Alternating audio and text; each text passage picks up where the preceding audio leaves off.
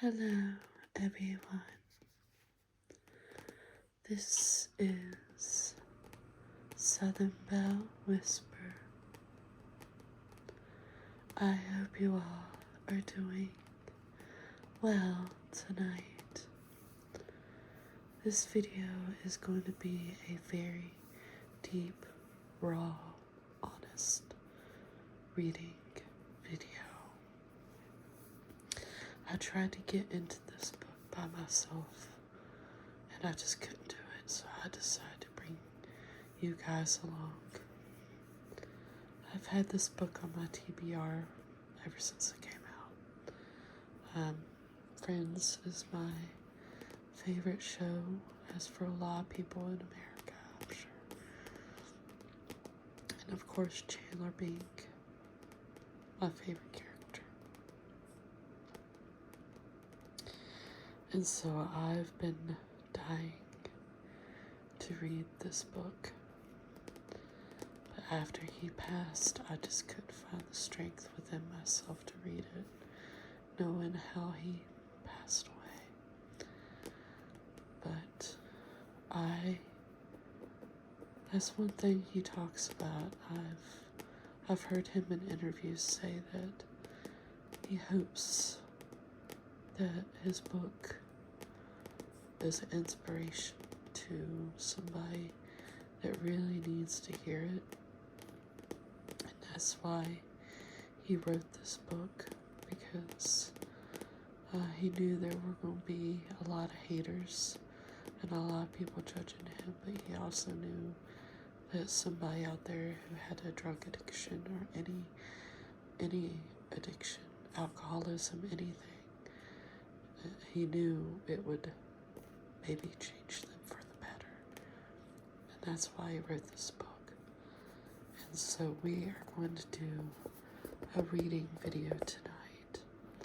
And I am going to read Friends, Lovers, and the Big Terrible Thing. But I will put this warning out there. It may most likely be triggering to anyone that deals with any type of addiction or has a loved one that fights with addictions. I've been around addiction my whole life, so I know how it is. I'm in no way trying to upset you guys or anything like that. So we're just going to read and take a little visit with our friend Matthew Perry. God, he had a good heart. He did. Everybody loved him. And he was just such a caring, loving person who had a addiction that unfortunately he could not overcome. And this is the first time I will be reading his book, and I decided to take you guys along because I just don't think I'm strong enough. So let's get started.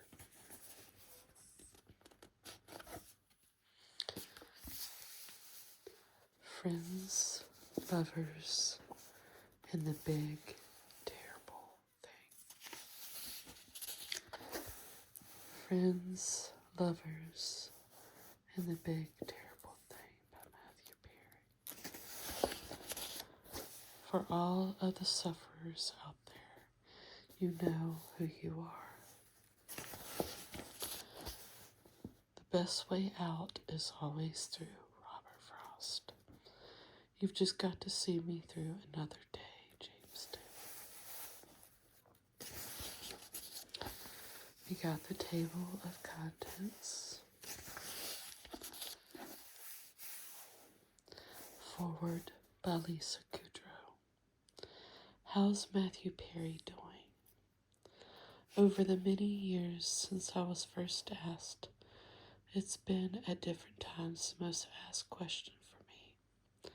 I understand why so many people asked it. They love Matthew and they want him to be okay. Me too. But I always bristled at that question from the press because I couldn't say what I wanted to say. It's his story to tell, and I'm not authorized to tell it, really, am I? I would have wanted to go on to say, this is very intimate, personal stuff, and if you don't hear it from the actual person, it is, to my mind, gossip, and I'm not gossiping about Matthew with you. Knowing that no response at all could do more damage, sometimes I would just say, I think he's doing well. At least that doesn't amplify the spotlight, and maybe he can have a fraction of privacy as he tries to deal with this disease. But truly, I wasn't exactly sure how Matthew was doing. As he'll tell you in this book, he was keeping it a secret, and it took some time for him to feel comfortable enough to tell us some of what he was going through. Over those years, I didn't really try to intervene or confront him, because the little I knew about addiction was that his sobriety was out of my hands. And yeah, I would have periods of wondering if I was wrong for not doing something. But I did come to understand that this disease relentlessly fed itself and was determined to keep going. So I just focused on Matthew, who could make me laugh so hard every day and once a week, laugh so hard I cried and couldn't breathe. He was there. Matthew Perry, who was whip smart, charming, sweet, sensitive, very reasonable and rational. That guy, with everything he was battling, was still there. The same Matthew who from the beginning could lift us all up during a grueling night shoot for the opening titles inside the fountain. Can't remember a time I wasn't in a fountain. What are we? Wet? Can't remember a time I wasn't wet. Matthew is the reason we are all laughing in the fountain in the opening titles. After friends, I didn't see Matthew every day, and I couldn't even hazard a guess with regard to his well-being. His book is the first time I'm hearing what living with and surviving his addiction really was. Matthew has told me some things, but not in this kind of detail. He's now letting us into Matthew's head and heart in honest and very exposed detail. And finally, no one needs to ask me or anyone else how Matthew's doing. He's letting you know himself. He has survived impossible odds, but I had no idea how many times he almost didn't make it. I'm glad you're here, Maddie. Good for you. I love you, Lisa. Whew. Okay. Prologue. Hi, my name is Matthew. Although you may know me by another name, my friends call me Maddie, and I should be dead. If you like, you can consider what you're about to read to be a message from the beyond, my beyond. It's day 7 of the pain, and by pain, I don't mean a stubbed toe or the whole 10 yards. I capitalize pain because this was the worst pain I've ever experienced. It was the platonic ideal of pain, the exemplar. I've heard people claim that the worst pain is childbirth. Well, this was the worst pain imaginable, but without the joy of a newborn in my arms at the end of it. And it may have been day 7 of pain, but it was also day 10 of no movement, if you catch my drift. I hadn't taken a shit in 10 days. There's the drift. Something was wrong, very wrong. This was not a dull, throbbing pain like a headache. It wasn't even a piercing, stabbing pain like the pancreatitis I'd had when I was 30. This was a different kind of pain, like my body was going to burst, like my insides were trying to force their way out. This was the no fucking around kind of pain. And the sounds, my God, the sounds. Ordinarily, I'm a pretty quiet, keep to myself kind of fella, But on this night, I was screaming at the top of my lungs. Some nights, when the wind is right and the cars are all parked up for the night, you can hear the horrific sounds of coyotes ripping apart something that is howling in the Hollywood Hills. At first, it sounds like children laughing, way off in the distance, until you realize it's not that. It's the foothills of death. But the worst part, of course, is when the howling stops because you know whatever has been attacked is now dead. This is hell. And yes, there is a hell. Don't let anyone tell you different. I've been there. It exists. End of discussion. On this night, the animal was me. I was still screaming, fighting tooth and nail for survival. Silence meant the end. Little did I know how close I was to the end. At the time, I was living in a sober living house in Southern California. This was no surprise. I have lived half my life in one form or another of treatment center or sober living house, which is fine when you're 24 years old, less fun when you're 42 years old.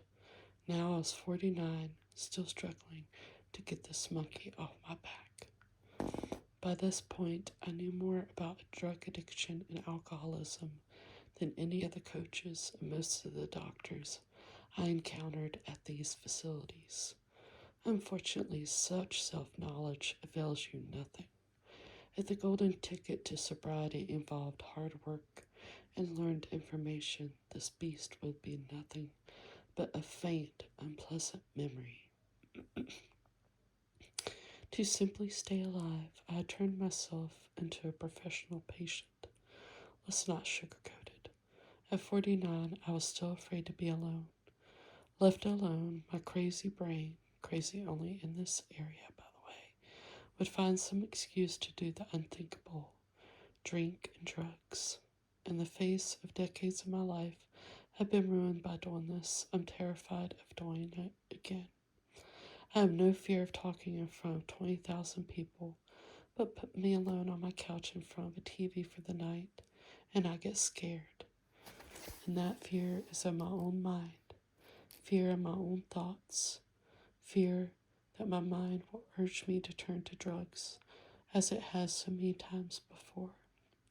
My mind is out to kill me, and I know it. I'm constantly filled with a lurking loneliness, a yearning, clinging to the notion that something outside me will fix me. But I had all that the outside had to offer. Julia Roberts is my girlfriend. It doesn't matter, you have to drink. I just bought my dream house that looks out across the whole city. Can't enjoy that without a drug dealer. I'm making $1 million a week. I win, right? Would you like to drink? Why, yes, I would. Thank you very much. I'd had it all, but it was all a trick. Nothing was going to fix this. It would be years before I even grasped the notion of a solution. Please don't misunderstand me. All those things, Julia and the dream house, and 1 million a week were wonderful, and I will be eternally grateful for all of them. I am one of the luckiest men on the planet, and boy, did I have fun. They just weren't the answer. If I had to do it all over again while I still audition for Friends, you bet your ass I would. Would I drink again? You bet your ass I would. If I didn't have alcohol to soothe my nerves and help me have fun, I would have leaped off a tall building sometime in my 20s. My grandfather, the wonderful Alton L. Perry, grew up around an alcoholic father, and as a result, he never touched a drink in his life, all 96 long, wonderful years of it. I am not my grandfather. I don't write all this so anyone will feel sorry for me. I write these words because they are true. I write them because someone else may be confused by the fact that they knew they should stop drinking. Like me, they have all the information and they understand the consequences, but they still can't stop drinking. You are not alone, my brothers and sisters. In the dictionary under the word addict, there should be a picture of me looking around very confused. In the sober living house in Southern California, I had a view of West LA and two queen-size beds. The other bed was occupied by my assistant and best friend Erin, a lesbian whose friendship I treasure because it brings me the joy of female companionship without the romantic tension that has seemed to ruin my friendships with straight women. Not to mention, we can talk about hot women together. I met her 2 years earlier at another rehab where she had been working at the time. I didn't get sober back then, but I saw how wonderful she was in every way and promptly stole her from that sober living rehab and made her my assistant, and she became my best friend. She too understood the nature of addiction and would come to know my struggles better than any doctor I'd ever seen. Despite the comfort that Erin brought to the situation, I still spent many sleepless nights in Southern California. Sleep is a real issue for me, especially when I'm in one of those places. When I'm in one of these places. That said, I don't think I've ever slept for more than 4 straight hours in my entire life. It didn't help that we've been watching nothing but prison documentaries, and I was coming off so much Xanax my brain had fried to the point where I was convinced I was an actual prisoner and that this sober living place was an actual jail. I have a shrink whose mantra is reality and acquired taste. Well, I lost both my taste and smell of reality by that point. I had COVID of the understanding. I was completely delusional. There was nothing delusional about the pain, though in fact it hurt so much I stopped smoking, which if you knew how much I smoked you'd think was a pretty sure sign that something very serious was wrong. One employee of the place, whose name badge might as well have read Nurse F. Face, suggested taking an Epsom salts bath to elevate the discomfort. You wouldn't take a Band-Aid to a road traffic accident. You don't put someone in this much pain and water filled with his own sauce. But reality is an acquired taste to remember, so I actually took the actual Epsom salts bath. There I sat naked in pain, howling like a dog being ripped to shreds by coyotes. Erin heard me. Hell, people in San Diego harm me. She appeared at the bathroom door, and looking down upon my sad, naked form as I read in pain, she said very simply, "Do you want to go to the hospital?" If Erin thought it was hospital bad, it was hospital bad. Plus, she'd already noticed I wasn't smoking. That sounds like a pretty dang good idea to me, I said in between howls. Somehow Erin helped me out of the bath and dried me off. I started to put my clothes back on just as a counselor, alerted by the slaughter of a dog on the premises, presumably, appeared at the door.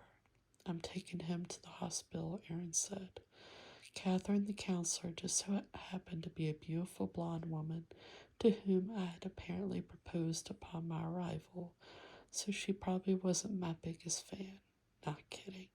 I had been so out of it when we had arrived that I had asked her to marry me and then promptly fell down a flight of stairs.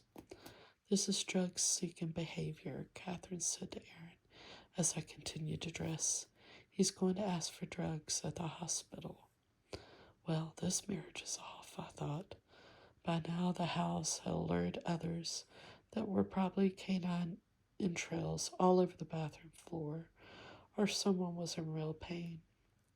The head counselor, Charles, think male model father, homeless mother, joined Catherine in the doorway to help her block out our expected exit. Block our exit? What were we, 12 years old? "He's our patient," Catherine says. "You don't have the right to take him." I know, Maddie," Erin insisted. "He isn't trying to get drugs." Then Erin turned to me. "Do you need to go to the hospital, Maddie?" I nodded and screamed some more. "I'm taking him," Erin said. Somehow we pushed past Catherine and Charles out of the building and into the parking lot. I say somehow, not because Catherine and Charles made much of a fuss about stopping us, but because every time my feet touched the ground, the pain became even more excruciating. Up there in the sky, looking down on me with scorn, caring not for my agony, was a bright yellow ball.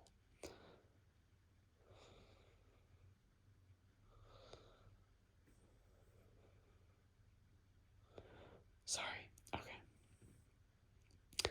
What's that? I thought through paroxysms of agony.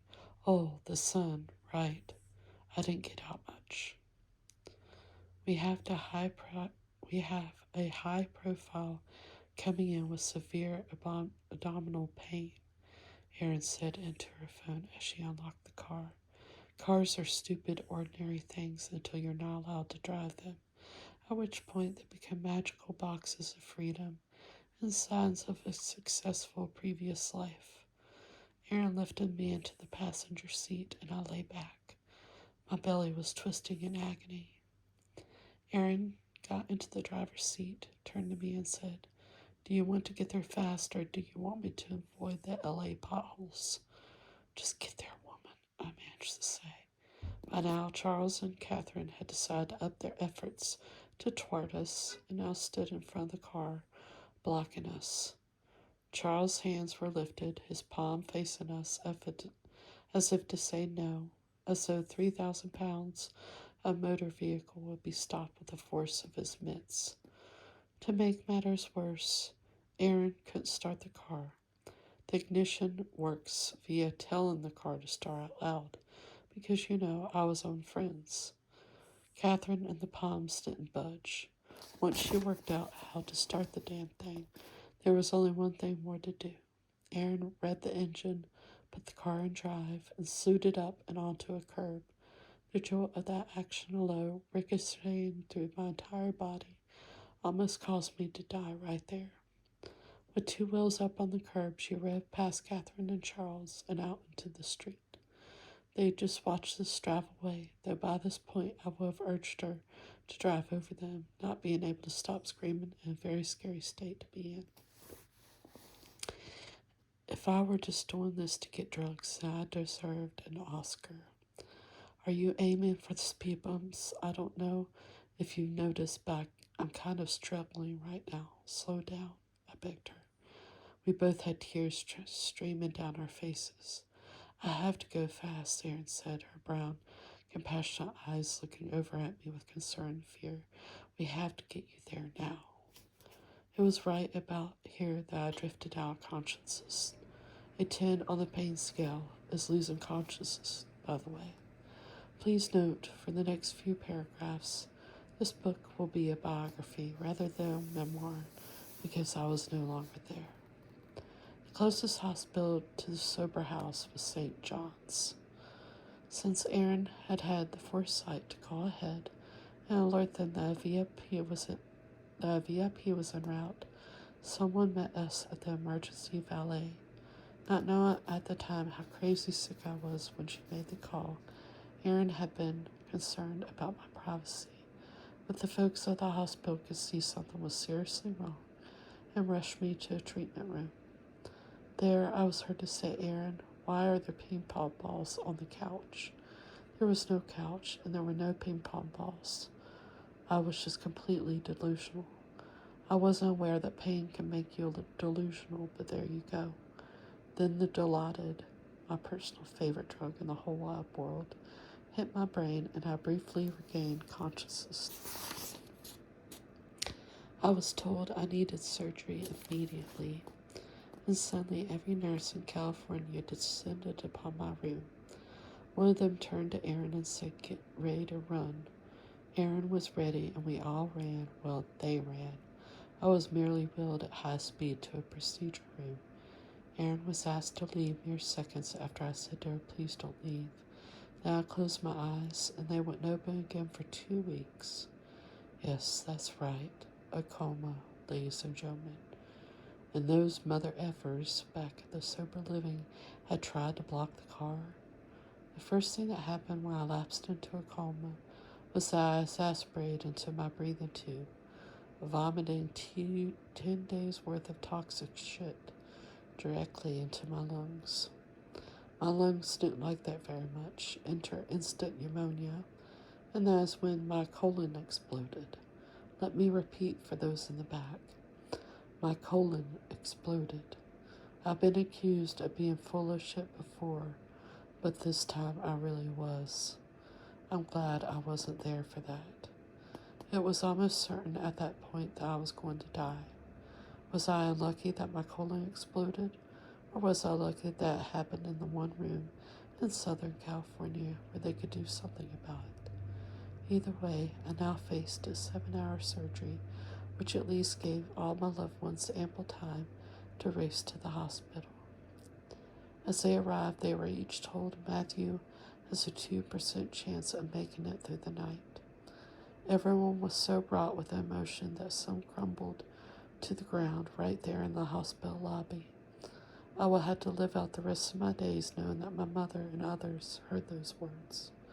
With me in surgery for at least 7 hours and convinced that the hospital would do everything they could, my family and friends went home for the night for some rest, while my subconscious fought for my life amid the knives and tubes and blood. Spoiler alert, I did make it through the night, but I wasn't out of the woods yet. My family and friends were told that the only thing that could keep me alive short term was the ECMO machine. ECMO stands for extracorporeal membrane oxygenation. The ECMO move is often called a Hail Mary. For a start, 4 patients that week at UCLA had been put on ECMO and they all died. Making things even tougher, St. John's didn't have an ECMO machine. Citrusini was called. They took one look at my chart and apparently said, Matthew Perry is not dying in our hospital. Thanks, guys. UCLA wasn't willing to take me either for the same reason. Who can say? But at least they were willing to send an ECMO machine and a team. I was hooked up to it for several hours and it seemed to work.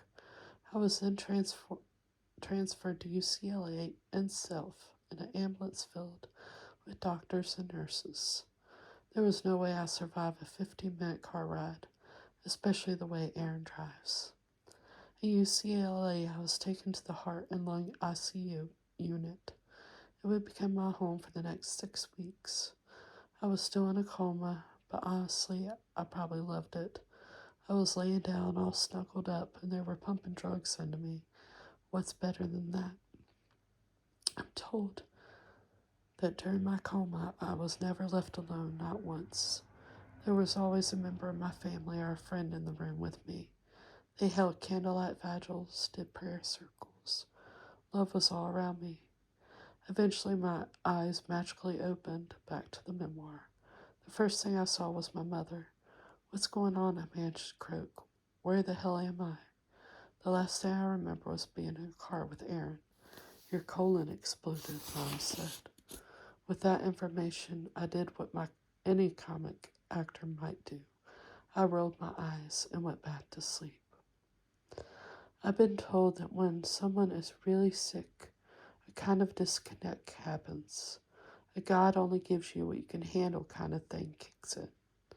As for me, well, in the weeks after I came out of my coma, I refused to let anyone tell me exactly what had happened. I was too afraid that it was my fault, that I had done this to myself. So instead of talking about it, I did the one thing I felt I could do. During the days in the hospital, I threw myself into family, spending hours with my beautiful sisters, Emily, Maria, and Madeline, who were funny and caring and there. At night, it was Aaron. I was never alone once again. Eventually, one day, Maria, the hub of the Perry family, my mom is the hub of the Morrison side, decided it was time for me to be told what had happened. There I was, attached to 50 wires like a robot, bedridden, as Maria filled me in. My very fears had been true. I had done this. This was my fault. I cried. Oh boy, did I cry. Maria did her best to be wonderfully consoling. there's no consoling this. I had all but killed myself. I'd never been a partier, taken all those drugs, and it was a lot of drugs, was just a futile attempt to feel better.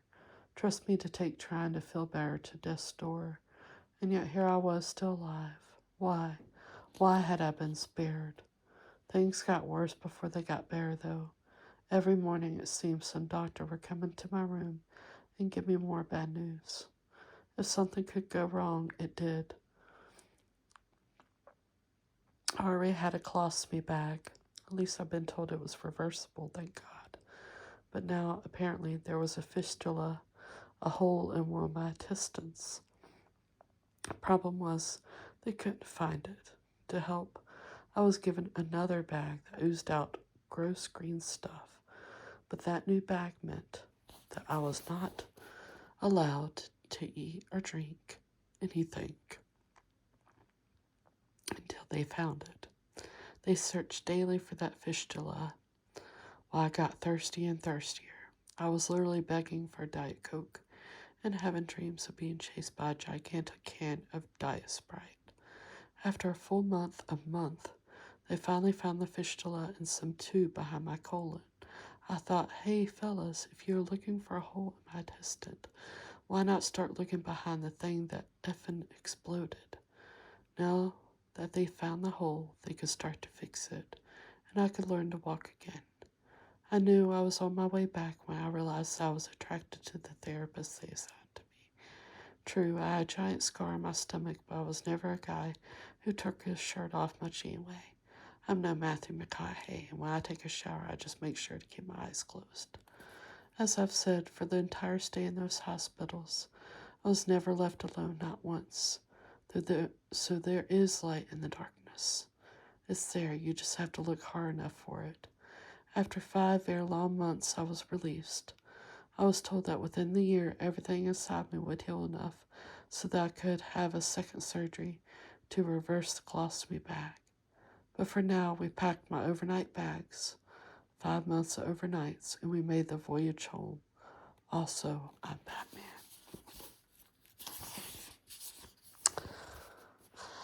Alright, well that was the prologue. If you guys would like another video, me reading from this book, just let me know down in the comments. I hope you guys enjoyed, and I'll talk to you guys later.